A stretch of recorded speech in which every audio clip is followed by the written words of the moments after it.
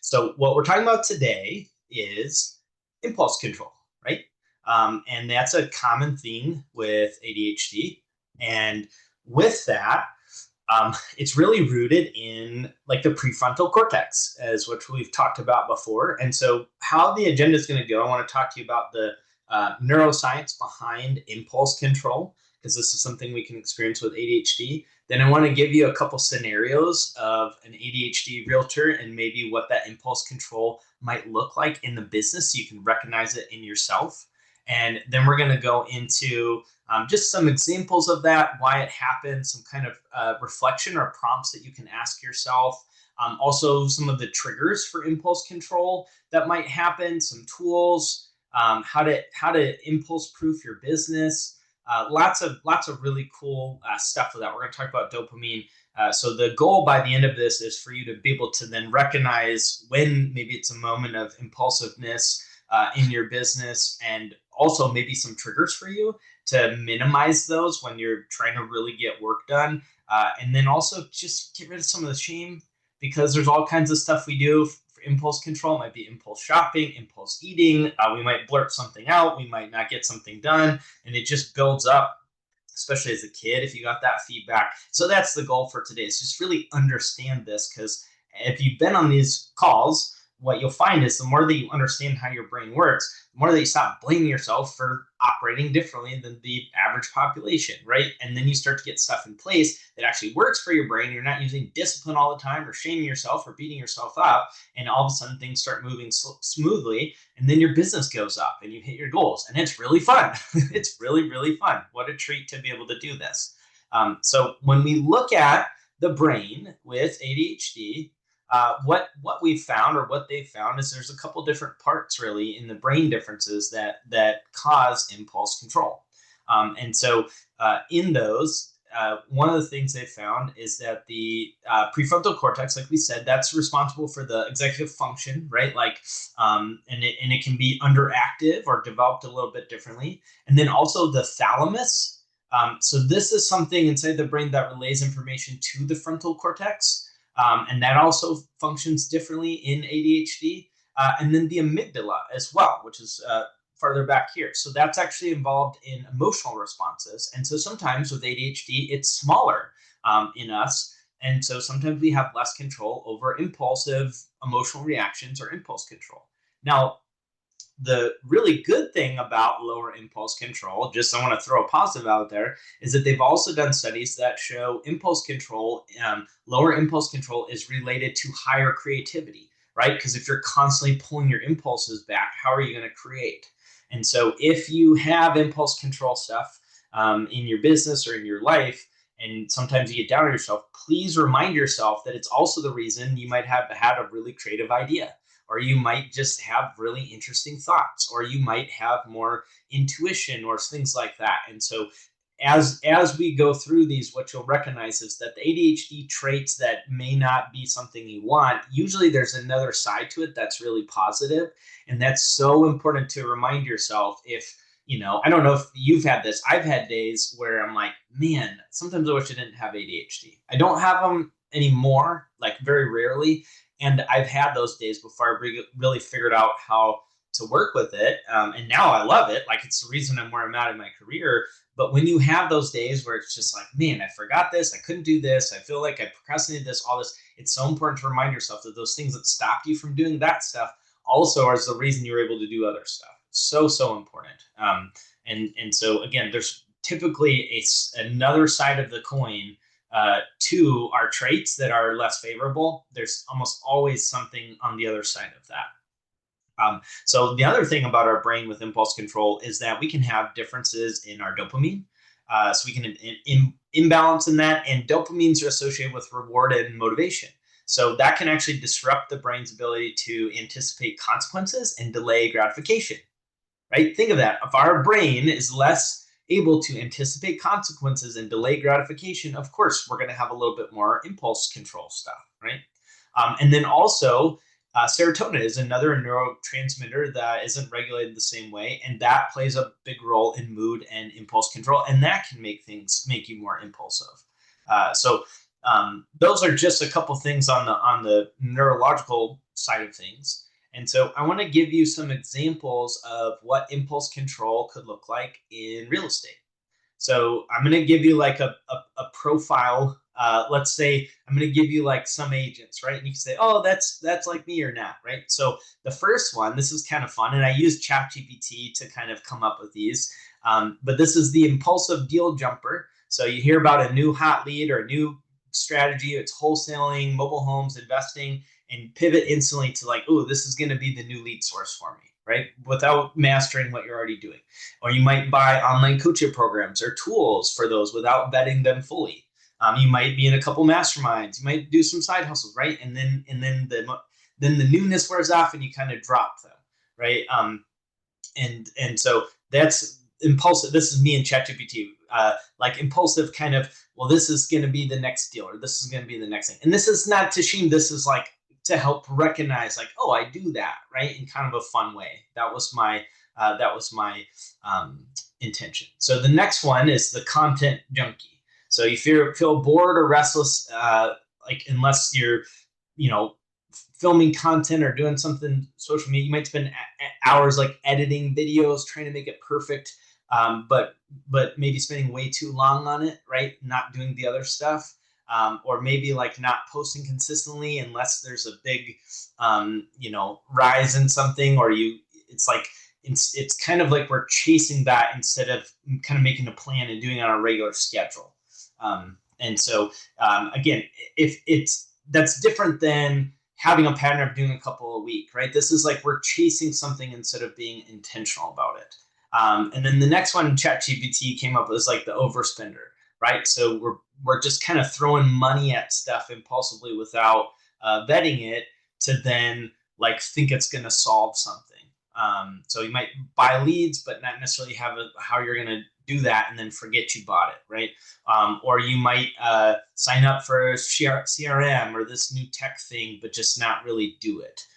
So that could be another one. This is another profile that ChatGPT created, the ghost texter. So lots of bursts of follow-up, and then just not responding to your text or following up, or just avoiding calls, right? Because you just can't make yourself where you want to do something else. So there's, and then the last one they had was like the list builder. So you got tons and tons of lists, right? But not executing on it. So it's more focused on reinventing the systems than doing it, right? And so it's kind of like, well, here's the plan. It's kind of, you're getting ready, but not doing the plan. So this was what ChatGPT came up with, some kind of profiles if people relate, and I can definitely relate to some of these as well. And so what we want to do is we want to get more consistent, or just a plan, right, that's going to work for you. Vet things a little bit more, take more time with things, not jump from this thing before mastering. And that's why we're here, right? Is in that follow up. And so when we're looking at impulse control, like in all of those profiles, like it's not our fault, because dopamine deficiency leads to cravings for newness and stimulation and reward. So a lot of times those different profiles that I just said can be shamed or feel bad or whatever, but really what's happening is we're chasing dopamine because we're at a deficit, right? It's like, oh, this next big thing, So impulse control is not about willpower. I want to make that clear. It's not about willpower. It's just about a neurological thing, and that's what we're going to talk about today. So it's kind of, I read an article and described like our brain has like a gas pedal, but a delayed or faulty brake system. So the gas pedal is our limbic system, right, our nervous system, and then the delayed or faulty brake system is our prefrontal cortex that kind of slows us down. So there are four main types of impulsivity in entrepreneurs. So we have verbal, financial, strategic, and emotional.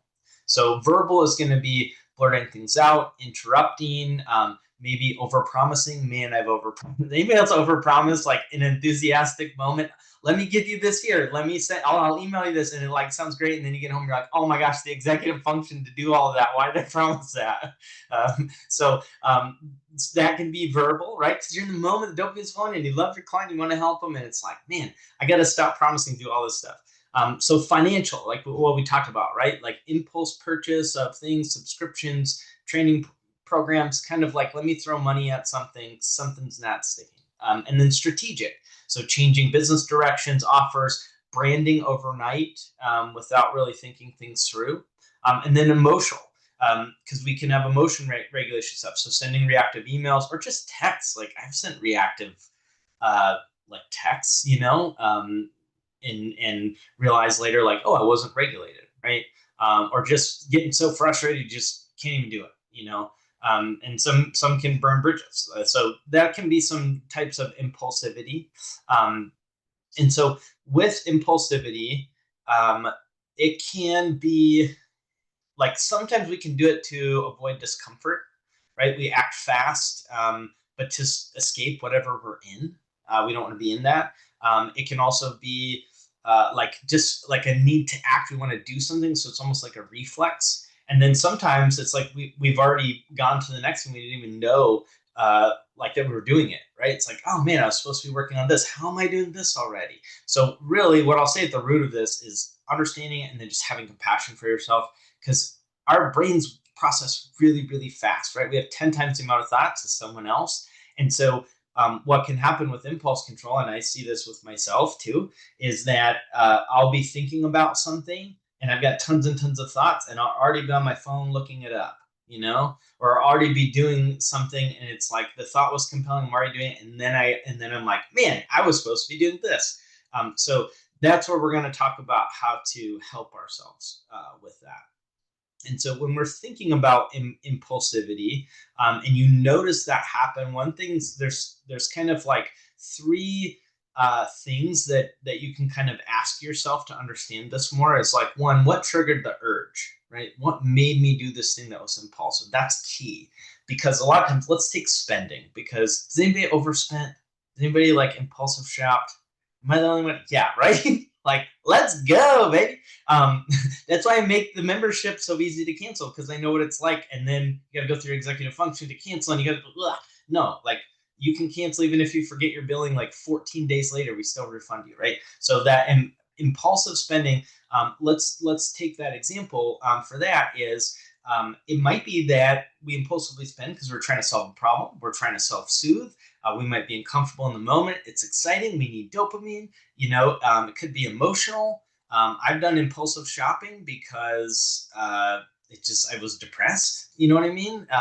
In the moment. And so that's really important. So if you think about your trigger, right? Let's say I went on and I bought, I'm going to say action figures, because that would be pretty impulsive, right? So let's say I got some Ninja Turtles. Let's do it. Okay.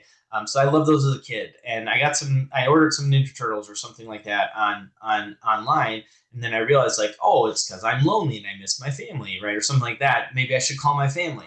And so then if I call my family, that fulfilled the need of that nostalgia or something like that, right? So that's where that awareness comes in. So the next time that comes up, instead of let me do something impulsive, it's, oh, what's the need that I'm trying to fill?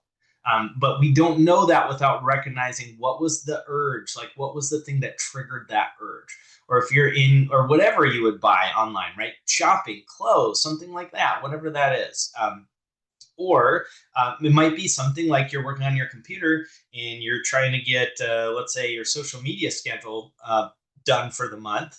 And then all of a sudden you find yourself on your phone. Well, what triggered the urge is that you didn't turn your phone on silent, or you still have notifications on.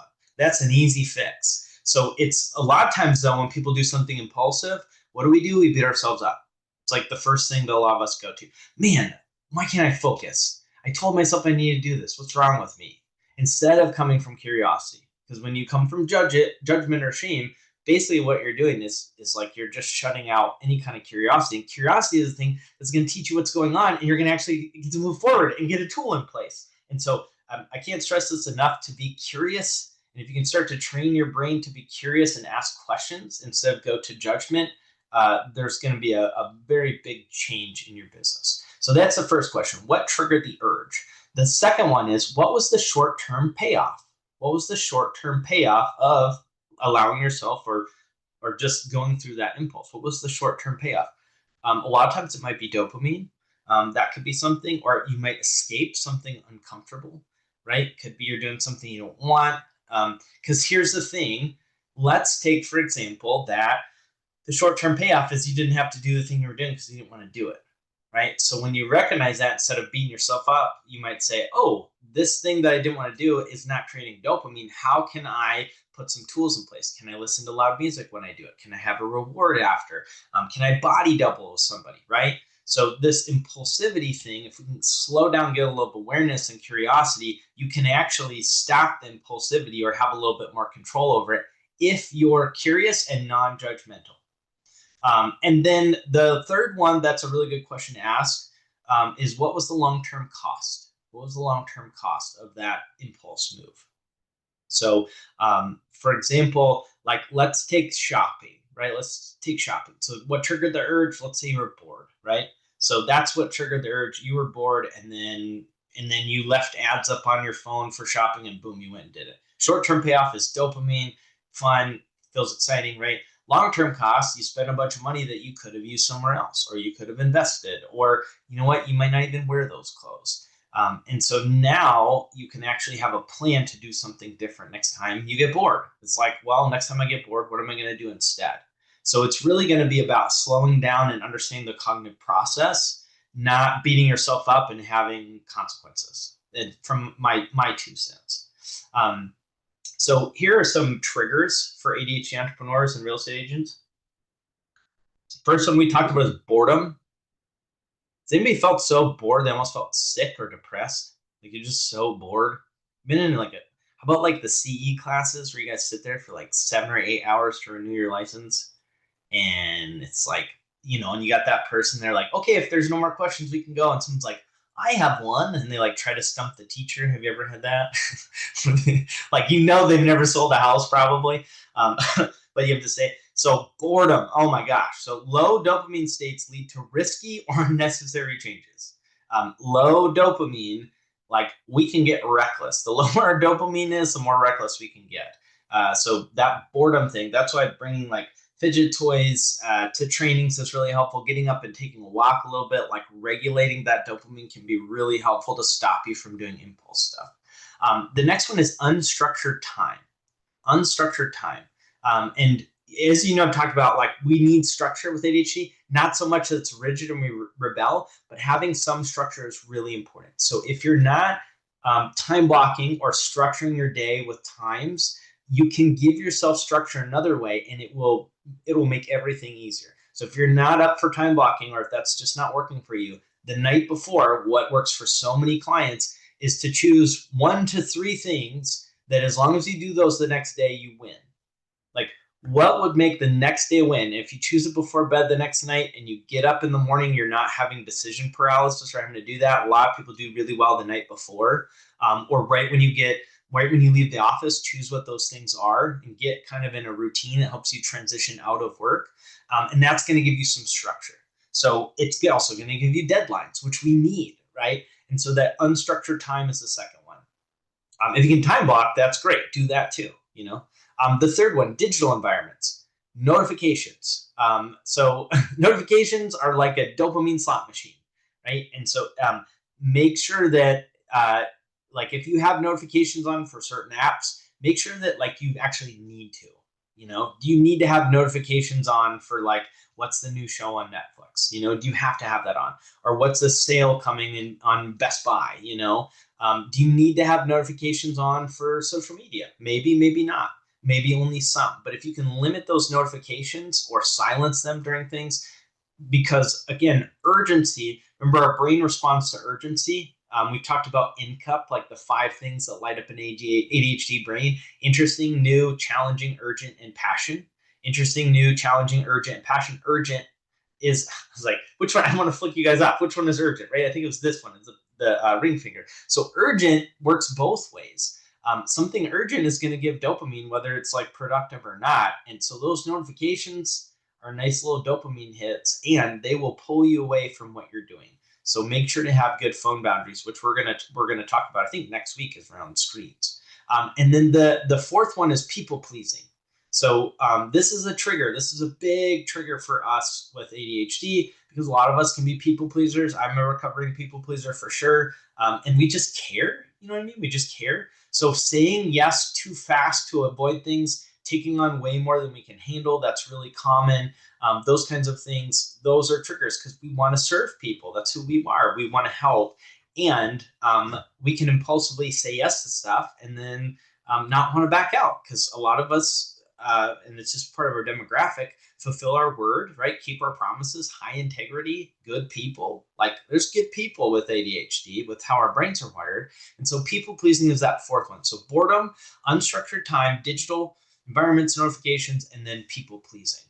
Um, and then if you're doing the people pleasing and you're taking on way too much, right? Like you're scheduling back to back to back clients, or you're in this training, or you're doing this for your market center or your office, and then you're doing this, and then you're going to be on this and do this. What you're doing is you're using a lot of that dopamine to do all these things, and then you may not have what you need to do the core activities like lead generation, right? Or like the basics. So if you're spreading yourself too thin, you're spreading out your fuel tank, and it's spread out over everything, and then you may not hit goal. But I want to talk about a couple core tools. So number one, and this depends on your impulse triggers, I want to talk about the difference between impulse versus intuition. Impulse versus intuition. So with ADHD, we can also have really incredible intuition. Have you ever had that where you just knew and you could make a decision quick and it was just the right decision? Like, you knew it. We also have that, and we can make decisions that look really fast and look impulsive, but they're not. It's intuition, and we score really high on studies around intuition. It's a thing. And so how do you know the difference between the two? So I sat with this a while. I looked it up. So impulse feels different. It feels different in your body. It feels different in your mind. An impulsive decision, it feels fast. It feels urgent. It feels like an escape. It's got to be right now. There's no other option. It comes from a place of like restlessness and almost scarcity sometimes. Whereas intuition is going to feel calm, curious, spacious. It's kind of a knowing, right? You're just going to know what that is. And you probably have, if you've had a decision you made on impulse versus intuition, you're going to know, if you think back to the feeling between those two, you're going to figure out what that looks like and how to discern the two. But impulse is going to feel fast and urgent, right? Impulse might be you're trying to go away from something, whereas intuition, it's going to feel calm, curious, and you're going towards something you want, and it feels like grounded and steady, if that makes sense. So that's one. If you have if you have really strong intuition and you have a lot of impulse control, really sitting with those and just kind of reflecting on those and figuring out the difference between the two is going to be great, because when you get in that position next time, you can have your checklist and say, which category does it fall into? Okay, cool. Intuition. Let's go. The next one. So if you do have spending stuff, or, sometimes like you send stuff emotionally, it's the 10-minute delay rule. So if you can set a timer for 10 minutes before sending something, before buying anything, just breathe, check in, that can be really helpful. I used to work in mental health. We're going to do some calls on like substance use and addiction. And so some of the people that I worked with, and I wasn't the clinical director, so I won't claim to be an expert in this, but they taught me in my training that, and correct me if this is wrong, if there's anybody in the recovery community, but I believe it's about 7 minutes for a craving to stop, is what we were trained on at the time. This was 10 years ago. So it takes about 7 minutes for a craving, and that could go for something that's dopamine producing. And so you might crave something in the moment or feel like you've got to do it. And if you sit with it, and the reason for the 10-minute timer, it's going to give that 7 minutes for you to kind of work through whatever that craving is. And there's a 3-minute cool down time where then you're actually making a conscious decision that can kind of subside with that, like chasing that dopamine.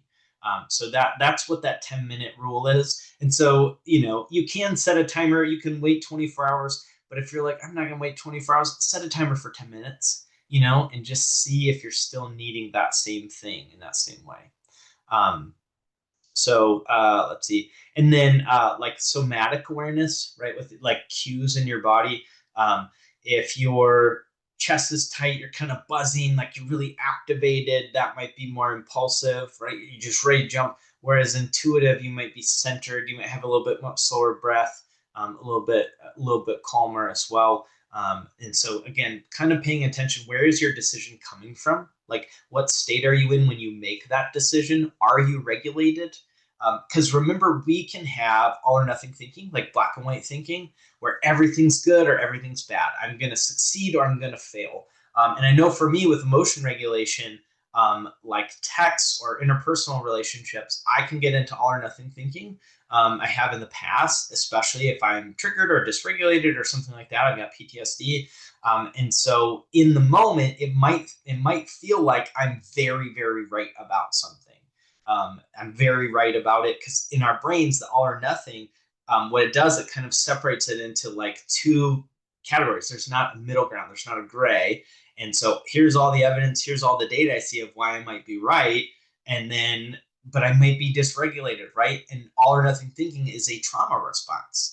So this is something I worked on in therapy with like CBT and different ways of regulating. And so the first thing I do if I'm in an emotionally charged situation or a conversation where there's high stakes, I'm going to see where my body's at. If I'm really calm and I'm like, okay, I'm regulated, then I'm not going to need to take as much time. But if I think, man, I know 100% that this is what's going on, or I'm upset about this or whatever, but I'm dysregulated, I'm going to take time to regulate first before I react, because I know that my cognitive state is going to be different depending on where my nervous system is at. So that's a huge thing, and you can get so much stronger at doing that.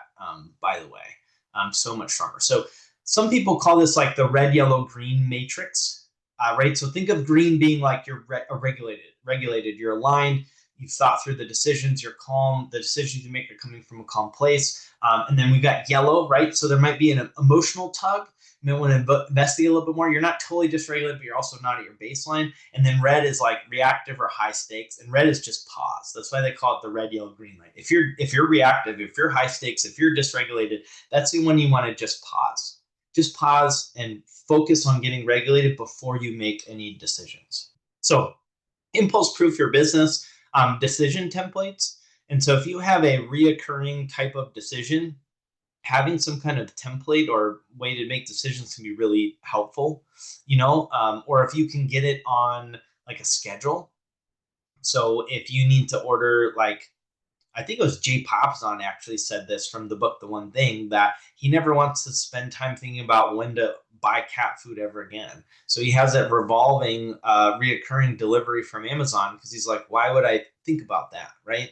Because that opens it up to online shopping or doing this or what. I can't remember what he said after that. It's been a little bit, but if you know there's certain areas that happen regularly, if you can automate those some way, it's going to decrease that. The parking lot. So this is something we've talked about too. So if you're working and you're trying to focus, if you have post-it notes, this is the parking lot idea. If you have post-it notes and you have a thought that pops in your head while you're trying to focus, and you write it down, and you take that sticky note and you put it on your desk on the parking lot, right? So after you're done with your stuff, then you can go to the parking lot and look at all the sticky notes, and you can choose one by one. Once you do it, you can crumple it up and throw it away, and it's really fun. It's fun to crumple a paper or a sticky note. So that's the parking lot technique. You might, have certain blocks to kind of pause, review, preview your week, make decisions about your priorities or your schedule before you get to that. So if we can make decisions before you're in the moment, that can be really great as well. And that could be like a budget, right? If you know you're an impulsive spender, maybe give yourself a little bit bigger budget to spend because you just know. So it's not super restrictive and crazy, but it gives you enough room to get stuff, but not all the stuff, right? We're looking for that happy middle versus like, I'm an impulsive spender. I'm not going to spend anything for a month, nothing fun, nothing. It's like, well, what if you could find something in the middle and pull back slowly instead of going extreme, and then it might actually happen. It might actually work, so that could be something as well. And then the common patterns that can happen after the impulse control. So after the dopamine crashes, there can be a shame cycle. We can feel really ashamed, isolation, avoidance, masking, right? We might feel like, oh man, I can't believe I did that again, and then we might see, this is another thing, mistakes that we made or impulsivity being framed as a character flaw, not a neurological outcome that you're working with. So if you feel impulsive, um, and you think, man, I'm just impulsive, I'm a spender, I'm all this stuff.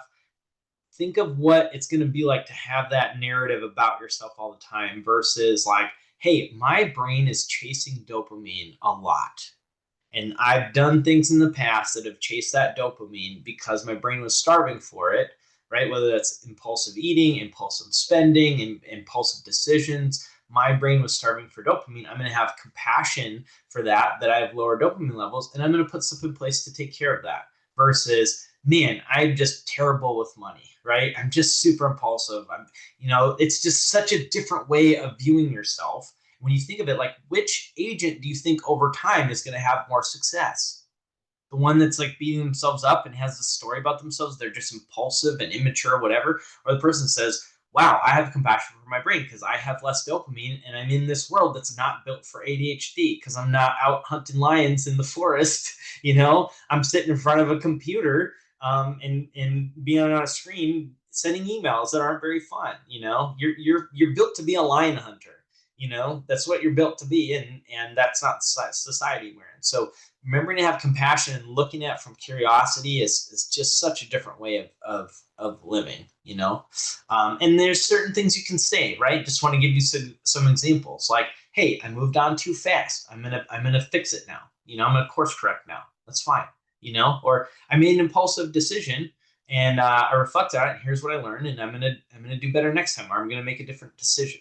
Right? There's different ways to reflect on this or to narrate it in your head versus like, I'm bad, or I have a character flaw. A couple things that they talked about too is like how to redesign your reward system, because that's what this is. Impulsivity is chasing dopamine. Like, if you kind of summarize it can be a lot of chasing dopamine or escaping something that we don't want to experience. So like music, stretching, visual boards, small wins, like things like that, you can do during or as a reward. Those can create dopamine. You could have intentional reward delays, right? If you complete a task, you get a screen break, you get a snack, you get a playlist, you get a certain amount of money you can spend on yourself. I One client I have, so cool. She gamified it where she tracked her streaks on doing certain things she needed to do every week, and when she checked it, she got a certain amount of points. And then for every amount of points, she got to do like a spa day, and she got to spend money on things she wanted. She made a whole tracker to gamify things, and it's really worked for her, and it's really cool. And I'm actually might see if I can grab it from her. And so yeah, like so there's another thing that they talked about is called temptation bundling, I think is what it was called. So we're pairing things like important tasks with like comfort. So that's another thing. So if you're gonna do, like, let's say invoices or financials or something, you get hot tea and you light a candle while you do it. Like something self-soothing, because remember, dopamine can help regulate, can help calm us as well. It's like the happy and the calming chemical. And so sometimes it's not always about revving things up. Sometimes, especially if it's a higher anxiety activity, which I know a lot of us can have that around finances or billing or whatever, emails, rejection, that kind of stuff. If you can pair it with stuff that's self-soothing, or like go get a soft blanket, something like that, or cold water. This can be nice to have the cold, which I double like the cold. I guess I really like the cold today and forgot about the other ice water I made. But the cold can actually be really calming to our nervous system. And so there's a lot of like just little stuff you can do that's self-care. Again, we don't lack discipline. I just want to keep saying that it's not about discipline. We're just super hard on ourselves, and we lack tools to integrate into a world that wasn't built for us, right? It's 3 to 10% of the population has ADHD. That's it. So our world, our structure, our careers are not necessarily created for a neurodivergent person. And that's why we do so well in real estate. And that's why, from our small sample survey, over half the agents in the top 100 in the world for Keller Williams reported having ADHD. Over half, over 50%. Reported that. So we're also here for a reason. And so again, impulsivity, what I want you to know is you may have acted impulsive. That doesn't mean you are like impulsive, right? So it's more about our behavior versus I am, if that makes sense. So I acted impulsively. I did something that was impulsive versus I am impulsive. Like, do you see the difference between the affirmation between that? Like, that didn't even feel good when I did that. I like anchored. I'm not impulsive. No. But like your action doesn't always reflect of like who you are. And then the last thing I want to do, which I think so many of us could be so much better, is tracking our wins. So when you pause, recognize that. Because my guess, and we've got 34, 35 people on here, my guess is probably almost all 34 of us spend more time on what we didn't do right versus what we did do right. That's my guess. Is that right? Like you spend more time on what the gap is, what you could have done differently, where the growth is, what you're not doing, and just I would say probably like 5% on what we're doing right, if that. That's a lot of us. I've coached over 10,000 calls at this point. And so remember, when you recognize that you do something right, that is a dopamine hit. That is a dopamine hit. So when you say, wow, I'm so proud, I paused before shopping on there, or I paused before signing up for this new thing, and I sat with it for 24 hours, or I set a timer for 10 minutes, and I thought about it, and then I realized it was the right decision. Or then I realized I was just hungry, or I was bored, or I was upset, or I was really happy, and recognize that will give you a little dopamine hit. Instead of the dopamine hit that we can get, the not good one, because cortisol, right? So beating yourself up creates cortisol. It's stress, a stress hormone, which does give you a little dopamine. So if you've been living off the dopamine crumbs of beating yourself up, there's a totally other source of dopamine that's way more positive, way more fun, and it's recognize what you're doing right. And this actually came up on a coaching call today, and we'll move to questions here in a second, is that when you spend time on what you're doing right and what's working on your business, it's not just a rah-rah party. You're actually recognizing patterns of what's working, and you're able to replicate that. So when I get a coaching client that comes in and we figure out what's going right, I'm now learning a whole recipe and a whole profile of what works for their brain. And they haven't even looked at that stuff. So it's like, oh, you're hitting emails because you do it at this time or this way. You're doing lead generation this way and it's actually working. Or you're delegating this way, or you're getting to the gym because of this. So I want to know everything that's working, everything that's going right. And then we're going to take all that data. So then when we have something we need a system around, or we need something to change, we're going to look at all the data of stuff that's worked before. And then we're going to be able to pick and choose and get our system in place, and boom. Versus like, let me choose some random system that somebody said in a class. We don't know if what works. So it's not just about giving yourself a pat on the back, which is really good and you need to do it. It's also about recognizing patterns that work so you can replicate them and stop trying all these systems that don't really work for you that might not be for ADHD. So that's my 2 cents on that. So again, remember, a weaker impulse control is associated with creativity, right? I don't want to lose my impulse control because it's made me do what I do and makes me who I am. And I do want to set a timer for at least 10 minutes, sometimes before I do something. I do want to recognize what the state my body's in when I make a decision, whether I'm regulated or I'm dysregulated. I do want to gamify things. I do want to recognize when I'm being impulsive, if it's coming from maybe an emotion that I don't want to deal with, or discomfort or boredom. And then I might say, you know what, this is really boring. Maybe I don't want to go to an all-day class ever for the rest of my life. And I'm going to figure out how to get the information somewhere else and go sell a house. And that works too, So again, recognize that you are right, right? And be confident in yourself. Be curious, because judgment is going to shut down solutions and you're going to stay in the same pattern over and over again, right? If judgment and harshness worked, it would have worked by now. If judgment and harshness worked, it would have worked by now. So if you're not where you want to be, then try curiosity. That's my 2 cents. I'm on a soapbox right now. Anyways, have a wonderful rest of your day.